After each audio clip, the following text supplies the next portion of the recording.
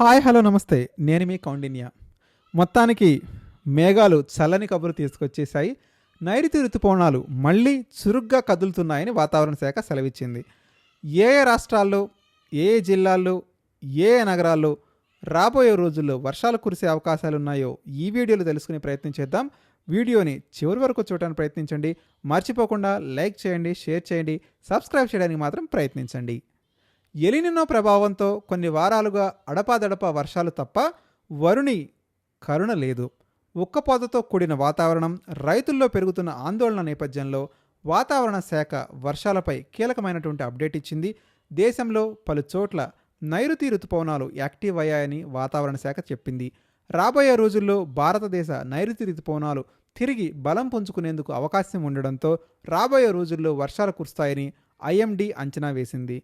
ప్రస్తుతం విస్తారంగా వర్షాలు కురవడానికి వాతావరణ పరిస్థితులు అనుకూలంగా మారుతున్నాయని, ఆదివారం నుంచి వర్షపాతం క్రమంగా పెరిగింది. వచ్చే వారం దేశంలోని పలు ప్రాంతాలకు విస్తరించే అవకాశం ఉందని భారత వాతావరణ శాఖ చెప్పింది. విడతల వారీగా కురిసే వర్షాలు నేలలో తేమను మెరుగుపరిచి పంటల పెరుగుదలకు తోడ్పడి మైదాన ప్రాంతాలంతటా నిరంతరంగా ఉన్న వేడి నుంచి ఉపశమనం కలిగిస్తాయని ఐఎండీ అంచనా వేసింది. జూలై నెలలో చాలా వరకు ఋతుపవనాలు బలహీనపడడానికి బంగాళాఖాతంలో బలమైన వాతావరణ వ్యవస్థ లేకపోవడమే ప్రధాన కారణమని తేల్చింది.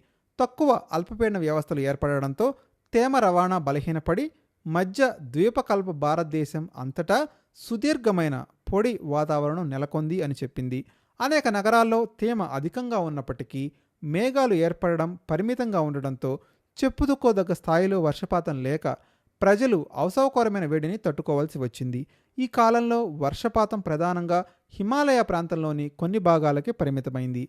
అయితే పెద్ద వ్యవసాయ ప్రాంతాల్లో సాధారణం కంటే చాలా తక్కువ వర్షపాతం నమోదైంది. అందుబాటులో ఉన్న వర్షపాత సమాచారం ప్రకారం ఈ నెలలో ఇప్పటివరకు భారతదేశంలో సాధారణం కంటే చాలా తక్కువ వర్షపాతం నమోదైంది.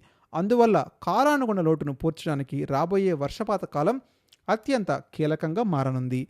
సోమవారం నుంచి పలు ప్రాంతాల్లో వర్షాలు విస్తృతంగా కురిసి వారం పొడవునా మరింత తీవ్రమయ్యే అవకాశం ఉందని ఐఎండీ అంచనా వేసింది.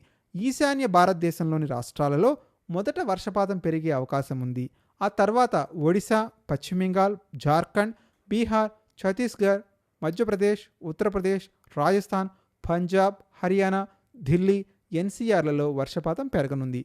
ఈ వాతావరణ వ్యవస్థ భూభాగంలోకి ప్రవేశిస్తున్నందున మధ్య వాయువ్య భారతదేశంలోని పలు ప్రాంతాల్లో కూడా మోస్తారు నుంచి అతి భారీ వర్షాలు కురిసేటువంటి అవకాశం మెండుగా ఉంది.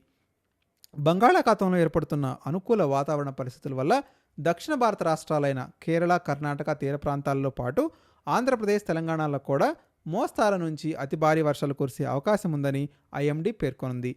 దేశవ్యాప్తంగా ఋతుపవనాలు ముమ్మరం కావడంతో వ్యవసాయ పనులకు ఇది ఎంతో అనుకూలంగా ఉందని నిపుణులు చెప్తున్నారు. అయితే భారీ వర్షాల కారణంగా లోతట్టు ప్రాంతాలు జలమయమయ్యే అవసరం ఉందన్న పట్టణ ప్రాంతాల ప్రజలు ప్రయాణాల విషయంలో అప్రమత్తంగా ఉండాలని, స్థానిక ముందు హెచ్చరికలను గమనించాలని అధికారులు చెప్తున్నారు.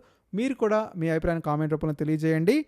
నిజంగానే వర్షాలు మీ ఊర్లోకి వచ్చాయా? మర్చిపోకుండా కామెంట్ చేయడానికి ప్రయత్నించండి.